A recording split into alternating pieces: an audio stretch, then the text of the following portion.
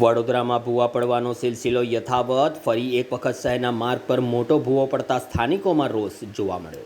વડોદરા શહેરમાં ભૂવા પડવાનો સિલસિલો યથાવત જોવા મળી રહ્યો છે. તેવામાં ગઈકાલે રાત્રે ફરી એક વખત શહેરના માર્ગ ઉપર મોટો ભૂવો પડતા સ્થાનિકોમાં ભારે રોષ જોવા મળ્યો હતો. સતત બની રહેલી આવી ઘટનાઓને કારણે શહેરને હવે લોકો ભૂવાનગરી તરીકે સંબોધવા લાગ્યા છે. છતાં તંત્રના અધિકારીઓ પર તેની કોઈ અસરકારક પ્રભાવ દેખાતો નથી.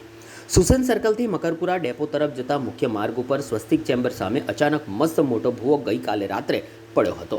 નોંધનીય છે કે અંદાજિત 2 મહિના અગાઉ જ આ રોડનું નવનિર્માણ કરવામાં આવ્યું. આ માર્ગ પરથી 24 કલાક સતત વાહન વ્યવહાર ચાલતો રહે છે. તેમજ ભારે વાહનોની અવરજવર પણ મોટી સંખ્યામાં થાય છે, જેના કારણે અકસ્માતની ભીતિ સર્જાઈ હતી.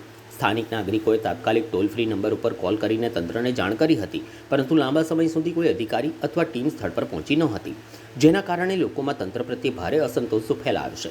આ સમગ્ર મામલે વોર્ડ નંબર 19ના તાજેતરમાં ચૂંટાયેલા કાઉન્સિલર પ્રણવ રાયને પણ જાણ કરવામાં આવતા તેમણે કથિત રીતે ઉદ્ધતાઈભર્યો જવાબ આપ્યો હતો. સ્થાનિકોના કહ્યા મુજબ કાઉન્સિલરોએ જણાવ્યું હતું કે પહેલાં મીડિયાને કવરેજ કરી લેવા દો, પછી હું અધિકારી સાથે વાત કરું. સતત પડી રહેલા ભૂવાને કારણે શહેરમાં રસ્તાઓની ગુણવત્તા અને તંત્રના કામકાજ સામે ગંભીર સવાલો ઊભા થયા છે.